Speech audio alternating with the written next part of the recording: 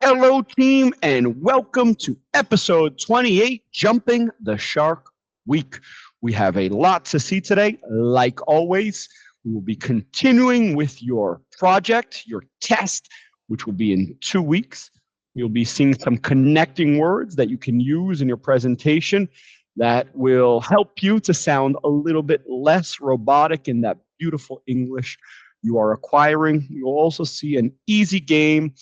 It's especially useful if you want to bring somebody into the English practice fold, but let's see what we've got. So it's Shark Week in the United States on television there.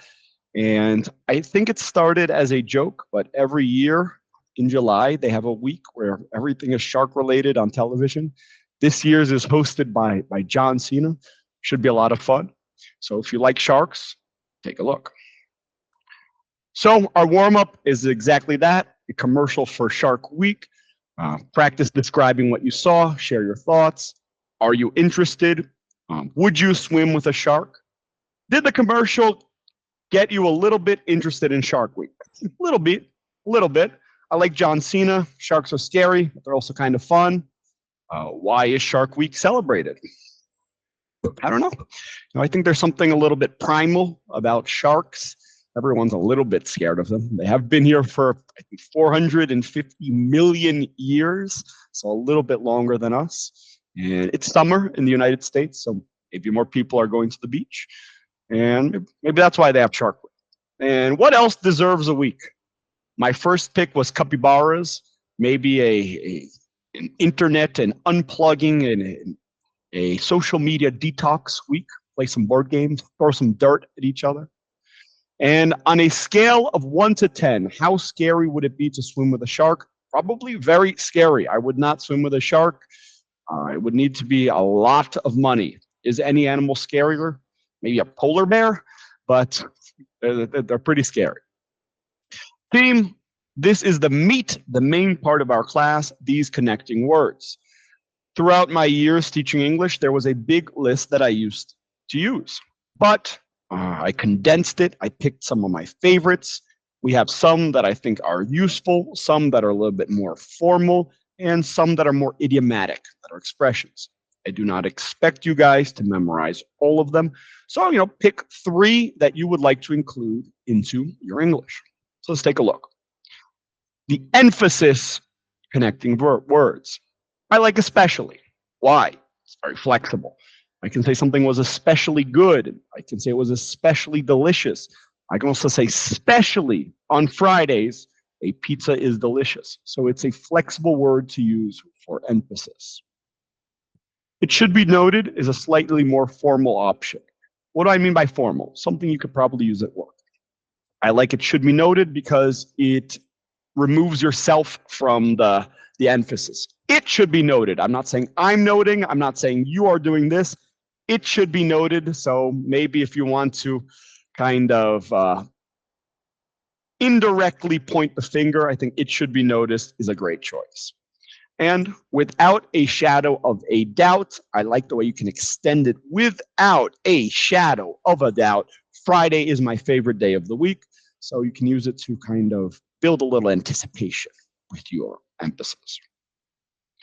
Addition is related to the and family. These are variations of and, so you don't keep saying and. And I'm going to start with furthermore.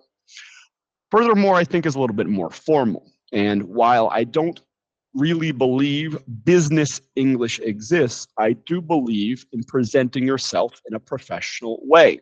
What do I understand as professional? Competent and being prepared. So if you use words like furthermore, subsequently, therefore, in the middle of your conversation, I understand that you did your homework, that you are prepared, which in turn means probably a pretty good professional. On top of that, I like the nonverbals involved. We have this, and then on top of that, we have this. And besides, kind of the opposite of the furthermore, of the coming prepared. I think it sounds spontaneous. So maybe you're talking about a party. Has a good price. The music is great. Besides, that girl that you like will be there. So you can use it to kind of sound spontaneous, if you want, or to actually be spontaneous and include new information. Contrast, the but family, the opposite of and. This first word right here, unlike. In over a decade teaching English, I have never heard a student use it.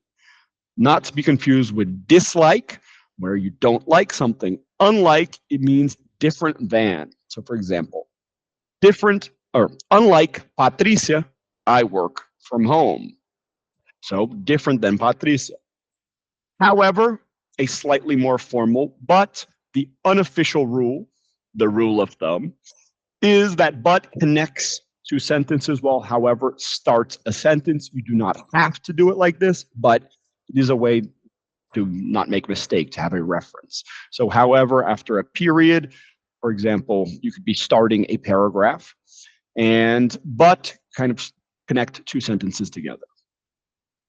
On the other hand, I like the nonverbals involved. On the one hand, we can do this. On the other hand, we can do this. Ordering ideas. Then, a simple word, but a lot of my students, they use after, and I think it sounds a little unnatural in English. In Portuguese, it is normal. In English, it would be more common to say, I went to the beach, then I went home, then I went to the beach after I went home. So if you hear yourself using too much after, then is a good option. Subsequently, again, more formal, sound like you did your homework. Last but not least, I like it to recapture your audience's attention. Maybe you've been giving more examples, you see them kind of going like this. So last but not least, you bring their attention back. Illustrating the like family. So I don't think anybody wants to say more like in their English. In Portuguese, we have a different version of it. We like tipo. But if you hear too many likes in your speech, you can use such as to exemplify. I enjoy playing video games, such as Mario Kart. I can't switch such as for like when you're making comparison. I can't say Lise such as her mother instead of looks like her mother. So we don't have that option. But when you are giving an example, such as is a great choice. For instance is one that I use. Why? I say for example a lot. I think because I write example many times a week. So when I hear myself saying for example too much, for instance is my backup. AKA is a great one. AKA, also known as Bruce Wayne, AKA Batman. John, AKA the best English teacher ever. You can use it like this, kind of jokingly. You can also use it to give a second characteristic.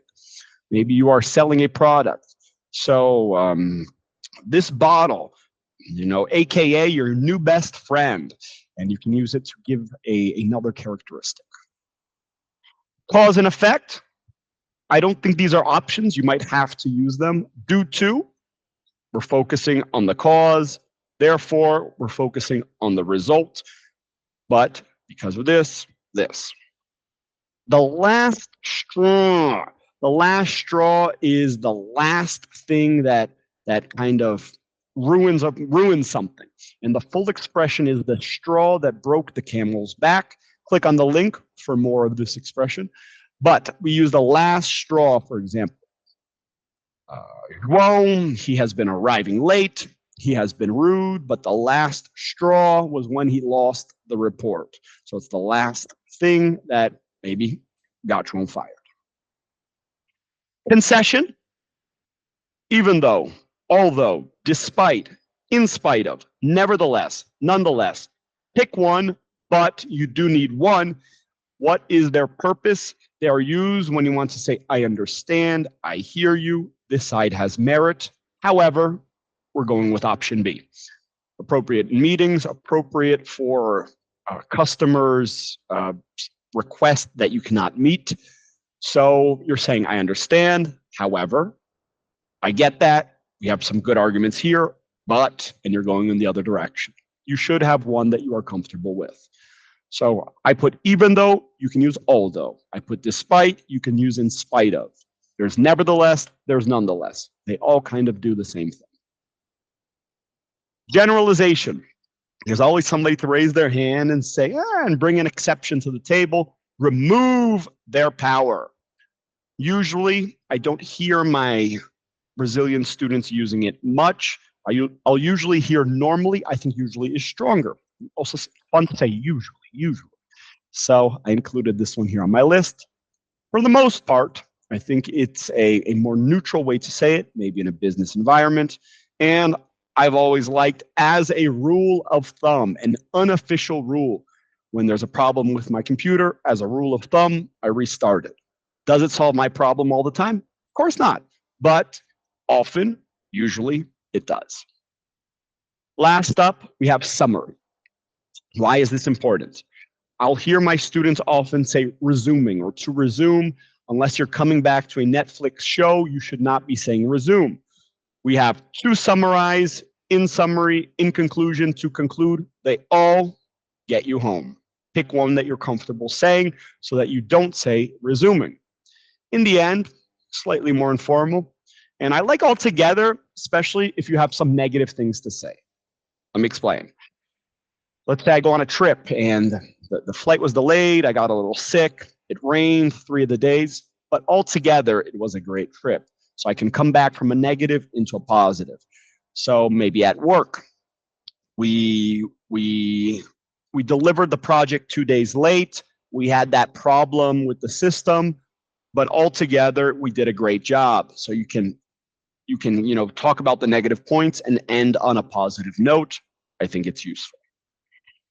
Theme, those are your words. Don't try to learn them all at once.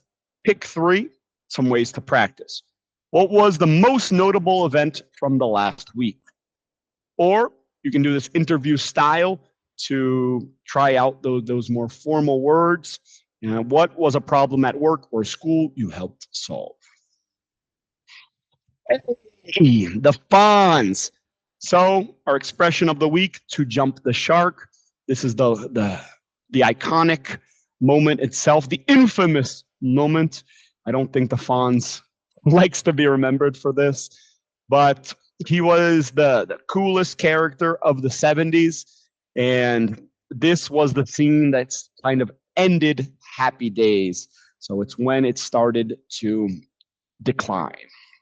So some scene from 70s American pop culture. Who is the coolest current movie or TV character? Oof. I am not up to date. Maybe like Rip from Yellowstone. He's pretty cool. Why are they cool? I guess because you can't really act like that in real life anymore. And so I guess it is kind of cool in that sense, kind of outlaw style. Will they be remembered for something specific in the future? I do not know. We will see in a few years. The fact that Kevin Costner is not returning to the end of Yellowstone, we'll see how Yellowstone is remembered. Team, your game of the week. Yum, yuck, me. So these are the 3 basic human reactions. Yum, I love it. Yuck, I hate it. I don't really care. And everything else is a variation. So an easy way to practice, pick a topic. Your friend, your partner, they go yum, yuck, and they explain why. So pineapple on pizza, sushi, broccoli, some controversial foods, different topics. Of course, pick your own. What is a trend you have seen this year? I'm such a not trendy person. I don't know. Share with me if you have a good one from this year. I don't know what trends are happening this year. I guess people are running. It's a good one, I think. Well, I've seen more people running, so I'm going to go with a yum. I like running. And defend your class. Last week, I asked you to come with an idea. This week, I would like a name, a title for your class. Why? As soon as you decide what you will be talking about, you will remove all the other 99.99999% of options. So it makes your life easier. It relaxes you. It removes that anxiety cost of making this decision. So Why have you picked this topic? You can pick something light, something easy. I have a student, Miss Louisa. She said she has been working a lot. I do not want something work related. I'm going to talk about the differences between sparkling wine, champagne, and there's actually another one that I forgot the name. Great. I have other students who they want something related to their work. I sell chatbots, so I'm going to do my presentation about why you should have a chatbot. Amazing. I have other students who they are interested, they're learning different things, and they want to test it out. Amazing as well. So I just want to know why you have picked your topic. Team, align your studies. How are you preparing to talk about this topic? What do you still need to study? Get that English boost, preparing for your test. Team, thank you. That's it. I'll leave you with this quote from Henry Winkler, the actor who is the Fonz. A human being's first responsibility is to shake hands with himself. Share your thoughts, and I hope to see you next week in class.